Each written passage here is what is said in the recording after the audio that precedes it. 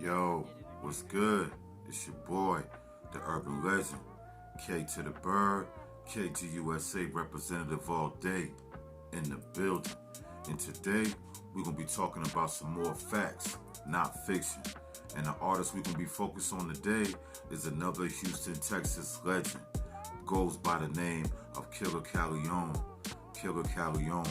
I'm going to get into it, give y'all a little bit of his history, and then I'm going to tell you about how me and him linked up and dropped a classic record. Facts, not fiction. Yes, sir.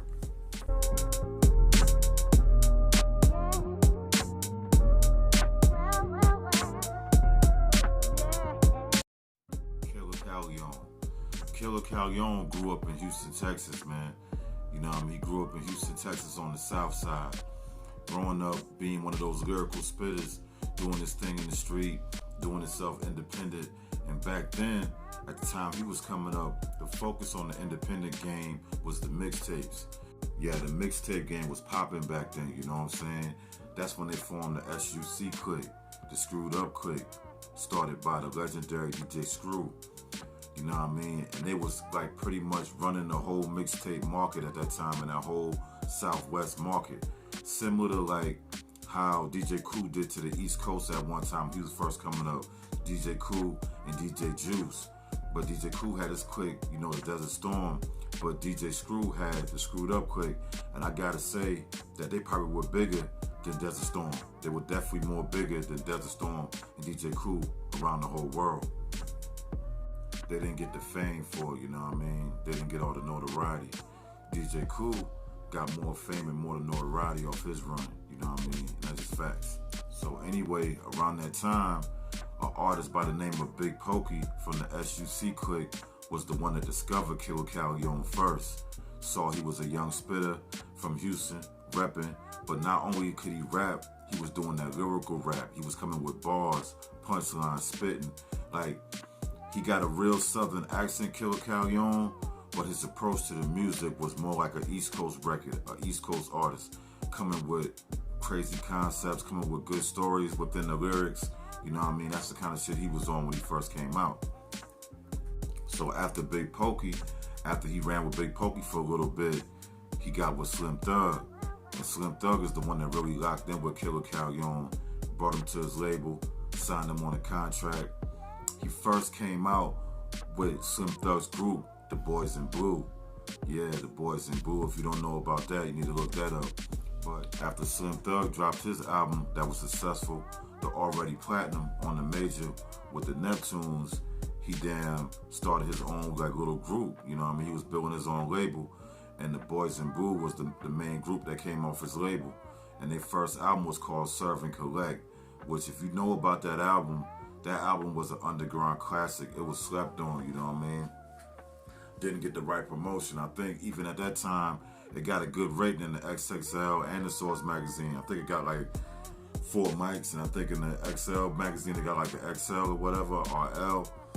So people definitely recognized that that was good music and the boys had talent and they had dope lyrics, but it just didn't get all the notoriety like it should have got. And Killa Kyleon was major on that album, you know what I mean? He was a big factor on that album. A big factor, a big piece of the puzzle. So after the Boys in Blue group, you know what I mean, they dropped like another album after that, but then the group was dismembered. Like Slim Thug ended that shit, and he kept Killa Kyleon as an artist on the label. Then they started dropping music together, you know what I mean? Dropping the acid singles, dropping the acid mixtapes. Then they dropped the official album called Having Some Things, you know what I mean? And that album, that shit did good, you know what I mean? It was a very successful album, and it gave Killa Kyleon a good look to market himself from that point on, you know what I mean? Because Slim Thug was already a multi-platinum artist, you know, doing his thing, getting his grounds in the game, getting around, doing his thing, building his name. So when the world started seeing that he was rocking with this artist named Killa Kyleon, it only boosted up Killa Kyleon's stock market out here, man. It boosted up his grind, it boosted up his name, his recognition. And then he went on his own path. He started dropping the acid solo projects, the acid mixtapes, being featured on almost every rapper from Houston, Texas in the last 5-10 years records. Everybody from Sauce Walker to motherfucking Lil Flip to motherfucking ESG, all the way to motherfucking damn Maxo Cream, all the way to Maxo Cream, you know what I mean? Zero, everybody. Killa Kyleon was getting on everybody's track because they always know that he gonna bring that lyricism to it. You know what I mean? He did a lot of records with everybody, man. But it's one artist that he locked in particular with and made a lot of music with this artist when this artist was having a big wave in the industry on the mainstream level, not just on the Houston, Texas level, our South level. This guy was having a major impact on the mainstream level. He had that sound. And that artist's name is Kurt Cobain. Kurt Cobain, man, he was killing the radio at that time, dropping up but major singles, major records, being on everybody from Houston and Atlanta record. And to be honest, man, anybody that really know anything about music should know that Drake was inspired by Kurt Cobain's, man. If you listen to Drake, new music and music that he dropped in the last 5 years, he took a lot of juice and a lot of that boy sauce, Kurt Cobain sauce, and then put Drake twist on it pretty much, you know what I mean? But Drake always give it up to Houston. I gotta respect him for that. He always give Houston their respect and give them that acknowledgement because he know where he got his creative, ideas, his creative sauce, his creative spark from a lot of the artists in Houston and Texas. So Kurt Cobain and Killa Kyleon was linking up doing a lot of records together. At the time he was having that wave, and that shit was helping Killa Kyleon's career a lot.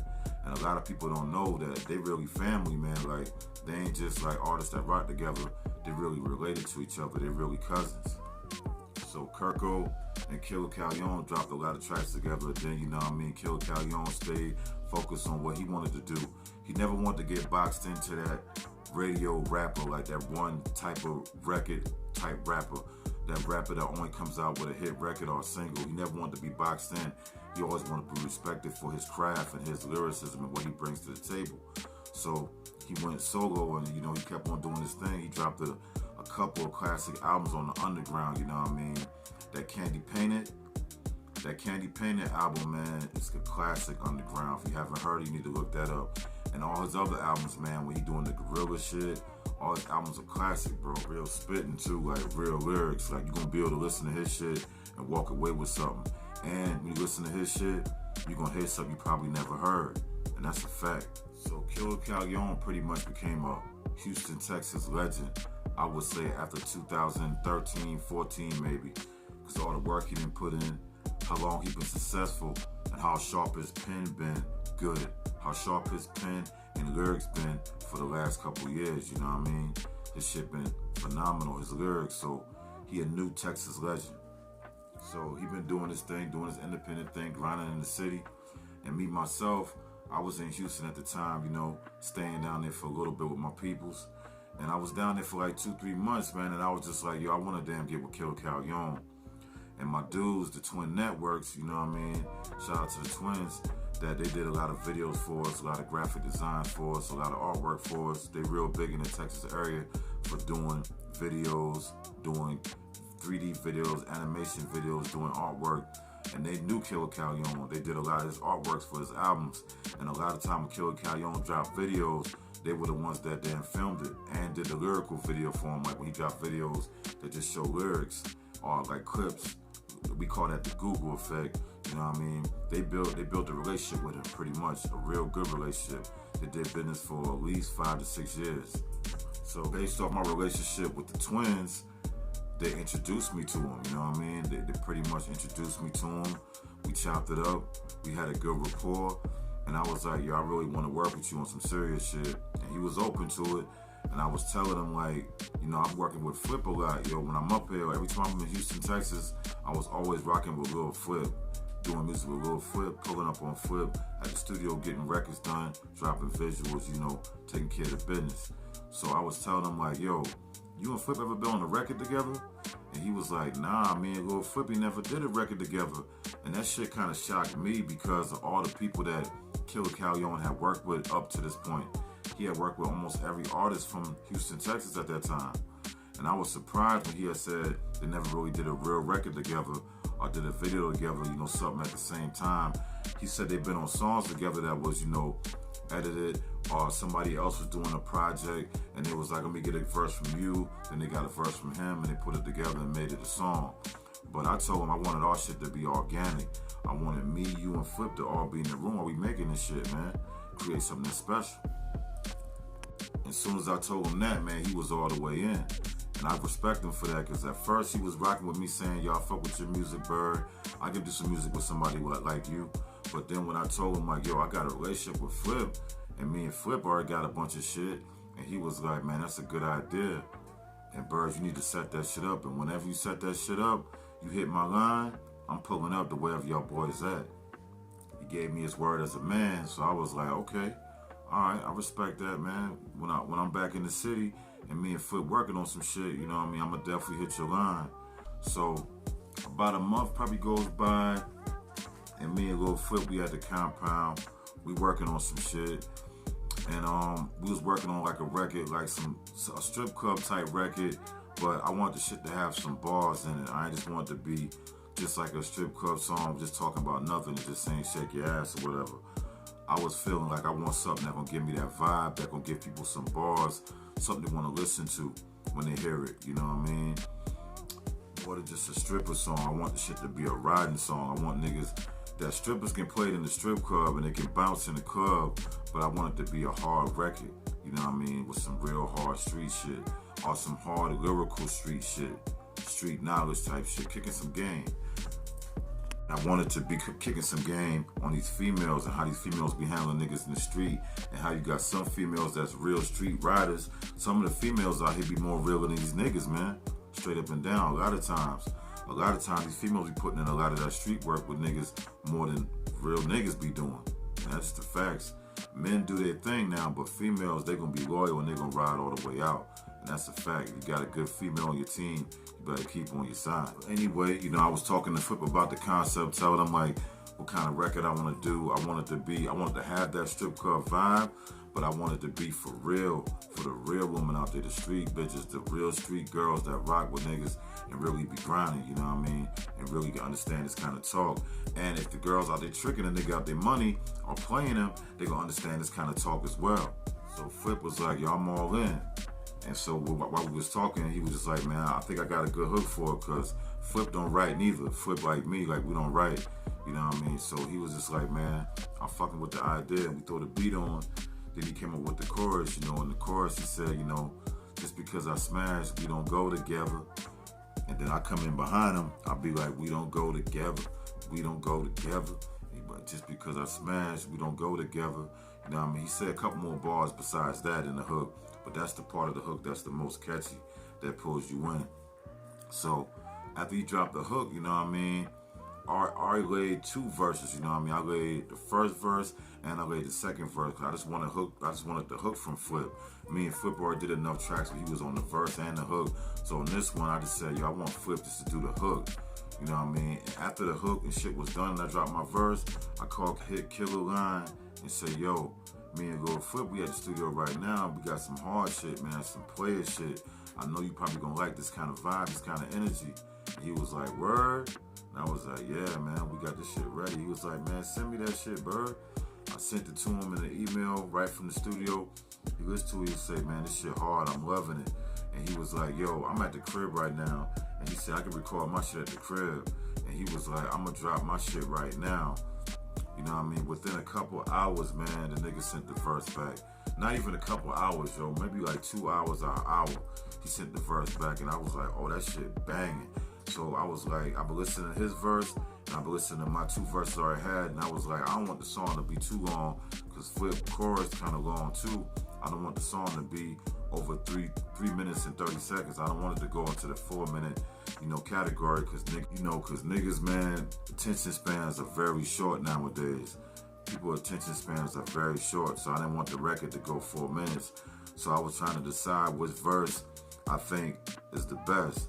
That took me the longest time, like almost an hour just trying to decide that, because Killa Kyleon came so motherfucking hard. I was like, man, I don't know which verse is the best that I want to put on here to make sure I'm competing with him the right way, make sure I'm holding it down the right way on the track, you know what I mean? Because I don't like to let no nigga outshine me on the track. You know what I mean? When I get on the track, it can be an underground nigga named Pee Wee that nobody know, to a mainstream nigga named Jay-Z.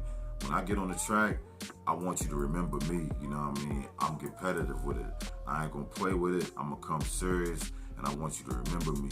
So I always try to come with my best shit. So after a long ass time of trying to decide which verse I'm gonna use, I went with the second verse I did, you know what I mean? And I put it first on the song. And then I let him get the second verse spot, you know, the Killa Kyleon joint. And then I called him back like that same night and said, yo, you gonna be available tomorrow, man? Cause Flip saying he gonna be available tomorrow. And he trying to come down here and he'll do a video for this shit. And he was like, you know, it would be cool if you come through because like you and him never did a video together. He said the same shit, that y'all been on songs together, but y'all never really worked together. You know what I mean? So he was like, hell yeah, man, I can pull up on y'all boys. Give me the time. Let me know what time I need to pull up. And we was like, man, we gonna start the shit probably around 7 o'clock or whatever. And the next day came, nigga pulled up, you know what I mean? He did the video and shit. He was real G, real professional, you know what I mean? With his performance on the camera, he was really focused, you know what I mean? And shout out to the twins, because the twins is the ones that filmed that video, you know, they came and pulled up. And shout out to Ryan, man. It was Ryan's spot, the film studio that we used, you know, Ryan Youngblood, you know, from Texas. And we used his shit, you know, to do all the filming. And it came out pretty good, man. It's a real classic video. A real classic video for a real classic song, you know what I mean?